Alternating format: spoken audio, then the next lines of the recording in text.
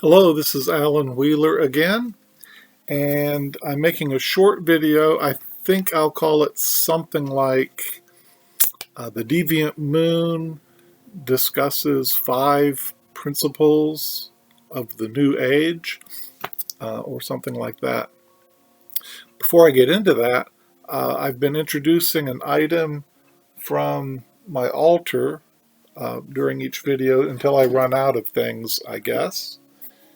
And maybe I'll talk about why I have 2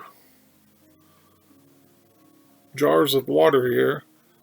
This was the original one I had, and I read on a pagan forum somewhere that the gods are thirsty, and so I change out the water whenever I'm going to be working here, about every day lately. And I read on, I believe the website is called A Polytheistic Life, a great website by an eclectic polytheist. And she said that she felt I think she called it unverified personal gnosis, was that Loki did not like to share his offerings. So I have a separate little bottle that I use there. And so I'm still working through my thoughts on offerings and things, and probably in truth it's really what we offer is ourselves and our words, our thoughts, but why not symbolic acts in altar work and things. So that's another story, maybe another video.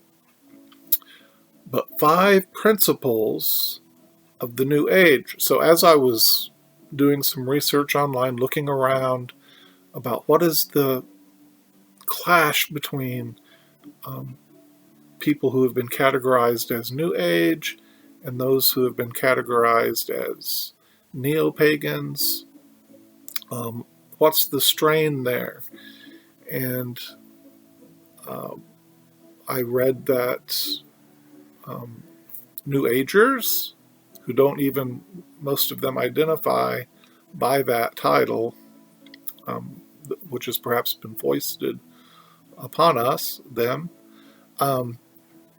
have received criticism from both Christianity and pagans. But in my calling, or heart's call to build bridges and to see the broken pieces come together, I thought I'd look at some of the principles and see what's the good stuff here in this, whether you call it New Age or spirituality, or whatever terms you want to use. So that's where I'm starting off here. Now, I almost called this video the 5 dogmas of New Age, but then I decided I'm not going to do that because dogma is too negative a term, even though I wanted to be ironic and draw interest. I'm not going to use that in the title. But dogma means teaching, and it's not considered negative by some theologians, maybe in the Catholic Church, that talk about the dogma or the teachings of the church. But of course, we use it in a negative way to mean something that's just too rigid and forced upon people, or closed-minded, all that dogma. But by calling something a teaching, by calling it dogma,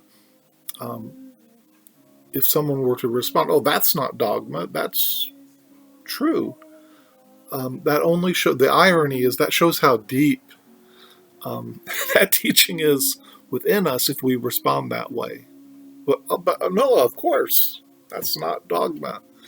But we all have our biases, and I don't think we can live without having our preconceptions or things that have been formed in us through whether our own choice or our culture or whatever way. So that's all by way of introduction.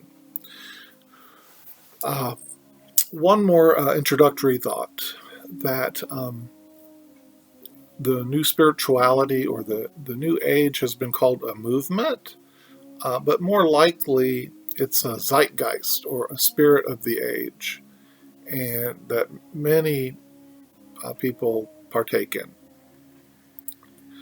The I suppose if we did a core sample in the United States, we'd have more spiritually minded people than, say, in Europe. I imagine that secular humanism is very strong in both places, but I suspect there's more spiritually minded people in the United States. And this just comes from my experience on the different forums that I've been involved in: religious forums, magicians forums, tarot forums, where I like to post and discuss. So with all that said, I want to look at four or five principles that I found. I actually found them in Wikipedia and then checked a variety of other sources to see how on target they really were. And they seem fairly accurate to me. So I want to introduce these and then use the tarot cards to reflect on each of those to see what's the value. And maybe there's positive and negatives. I think all paths are going to have positive elements and maybe extremes or negative elements. But just to reflect on these principles using the Deviant Moon tarot cards. So the first principle is holistic spirituality. And we might consider the idea of monism, that all is one, or that there's a monad, a divine center. I think this comes from Hinduism, that even when there's different gods and polytheism, they are aspects that come from that divine Om, or that center.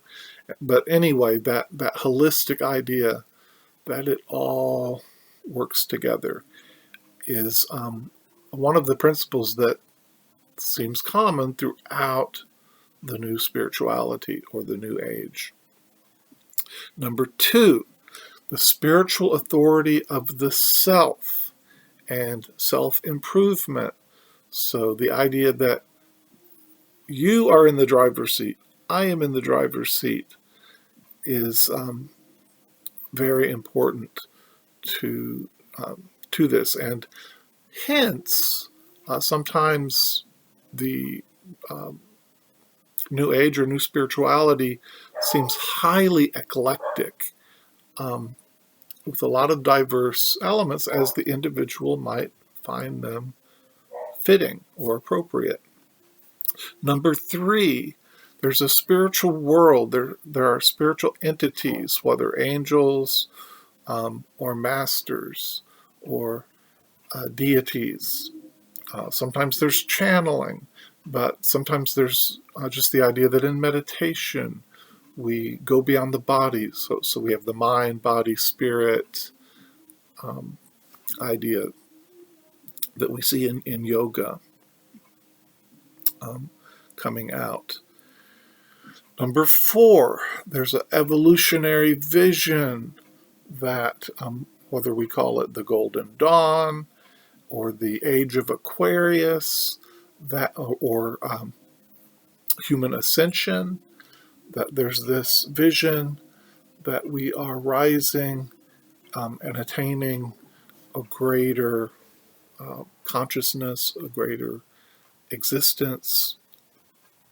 And I've added, those were the four there on Wikipedia. And I added number 5 for myself, which is love. And I think that almost all of the religions have this as a feature. And I think it's important not to leave that off. And perhaps that's the goal of the higher evolution, or the ascending, the ascension idea. So I added that one on, although I won't draw a card for that one. But I thought I would mention love as important. So I don't own the Deviant Moon Tarot deck yet, but I have because first I purchased the beautiful guidebook by Patrick Valenza that has all the cards pictured there. So I'm going to use the small deck, the small mini Rider-Waite-Smith deck here, and I drew 4 cards and a rune so that I could just sit with them just a very few minutes before starting the video, because I didn't want the long lags and pauses that are bad enough even when I've outlined and pre-planned the video. So I drew 4 of those and a rune, and I want to look at one for each of the 4 principles, and the rune just maybe we'll start with that as an overview.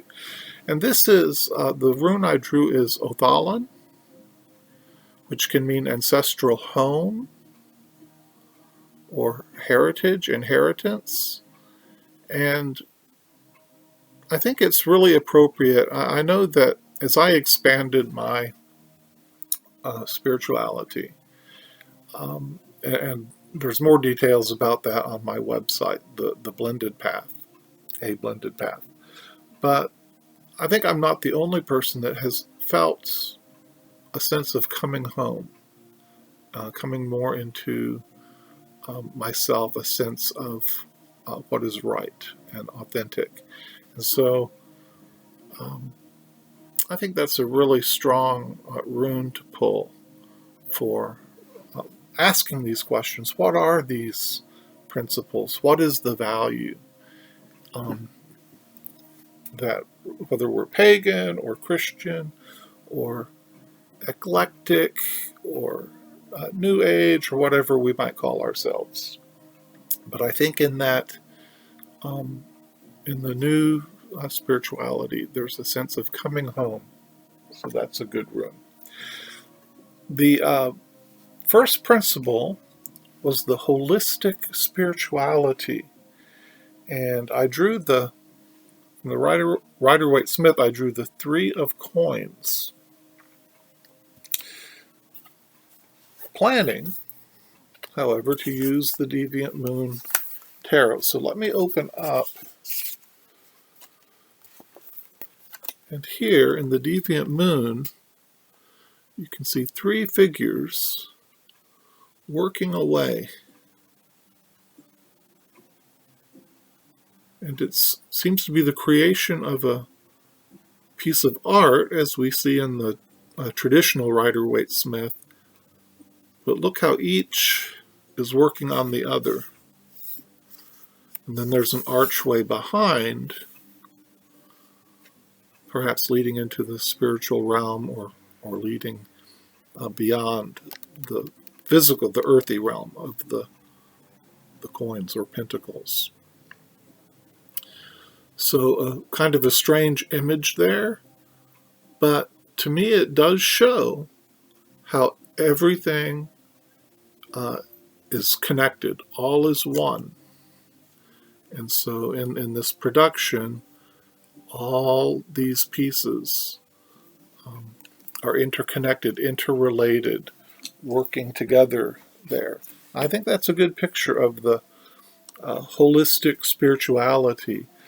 I will also note that the first three cards I drew were all coins, pentacles. And I think that corresponds well with how earth-centered, how practical a lot of these so-called New Age beliefs are. And so I think that's a very good card, the Three of Coins. The second principle was the spiritual authority of the self. Spiritual authority of the self. And I pulled the Four of Coins here. And these also, by the way, these coins were 3, 4, 5 of coins. So they were right in order, like a straight in poker. So that'll be easy to find. The next card here.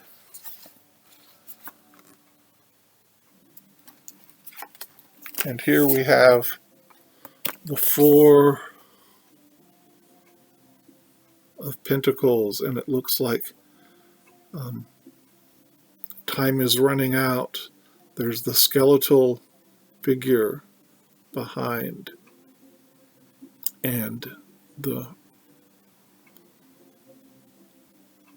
royal figure is clinging to those 4 coins. But whether it's the Deviant Moon version or the Rider-Waite-Smith version, we see the individual who's almost looks like a king holding on to those 4 coins.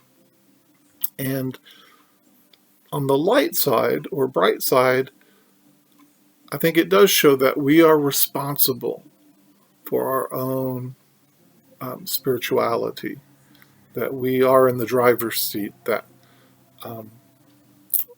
we have got to take and hold on to those practices that we choose. And then, of course, the darker side is pictured here. And I think it's the idea of being too much into the self-help and self-improvement, too focused on the self, would be the dark side of that card. Okay, number 3, the spiritual world. Focus on a spiritual world, the astral world here. And so we're looking at the 5 of Pentacles here in the Deviant Moon.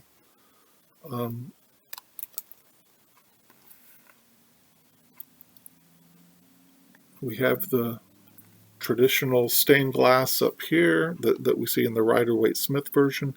But here in the church door, we see a huge eyeball peering out frightfully or fearfully almost. And this, right away, this kind of the first thought that came to my mind was the criticism from Christians and pagans as well of some of the New Age eclecticism, the freedoms taken, the leaving of the source, the older, the roots of some of the faiths, the religions and deities and cultures. So here they are looking out. But I think it also, being the 5 and related to the Hierophant, I think it also speaks to how the spiritual is sometimes elevated over the physical. And I think that can be, again, taken in a positive on the light side or the dark side. But certainly if we take concepts like blessed are the poor in spirit, the meek shall inherit the earth, there's a sense in which, just as in fasting, just as in offering, sometimes we give up.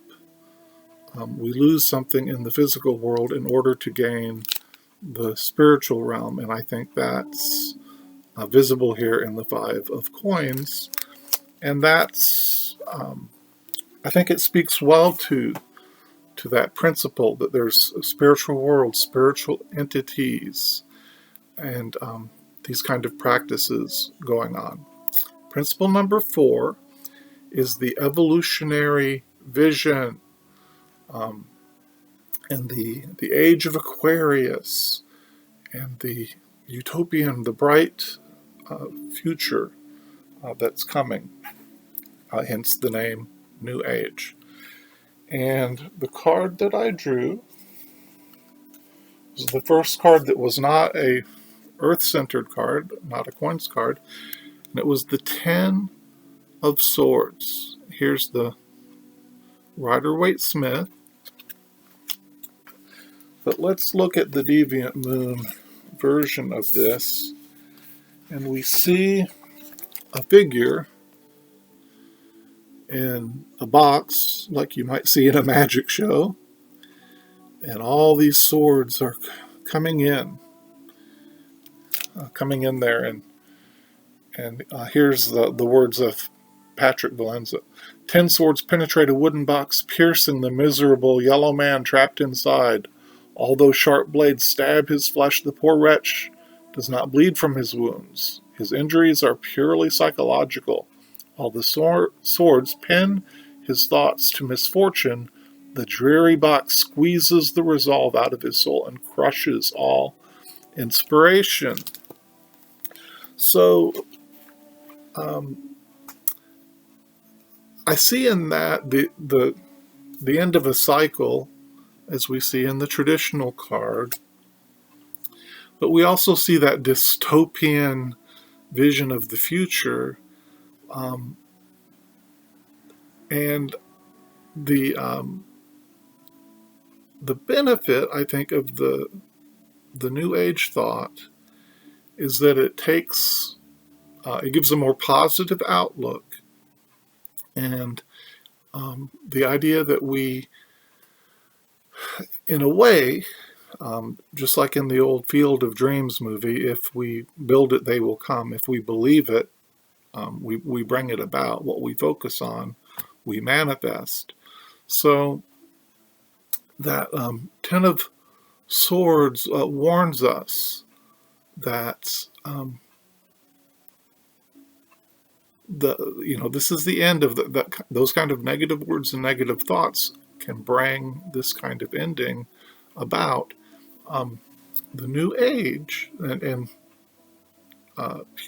ideas of human ascendancy and a golden dawn or an age of Aquarius or a utopian future is a good balance, a good help. And so I think that's a positive aspect. Now, in the dark, maybe we need to balance that with the sobering warnings. But it's food for thought, and I may need to sit with that a little bit longer. But I do see that having love and light as the ideal we're looking to, we're working towards, we're reaching for, we're hoping for, is a great benefit, is a great help. So that's a good, I think there is a light side to that principle as well. Well, it's been almost 25 minutes, so I'll stop here. But that is the Deviant Moon's comments on 4 or 5 principles of New Age thought. As always, I hope you feel connected with friends in the real world, with online community. on your spiritual path. Take care.